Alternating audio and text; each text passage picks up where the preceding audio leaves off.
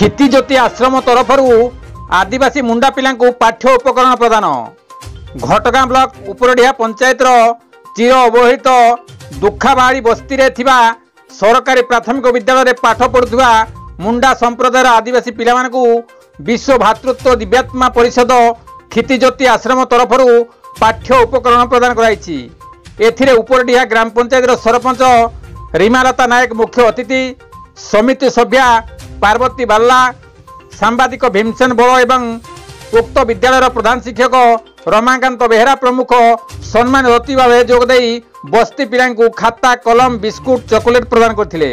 तत्सहित प्रधान शिक्षक एवं सहकारी शिक्षक विनोद कुमार स्वयं उद्यम उपस्थित अतिथि मान द्वारा एक वृक्षारोपण कार्यक्रम अनुष्ठित होता।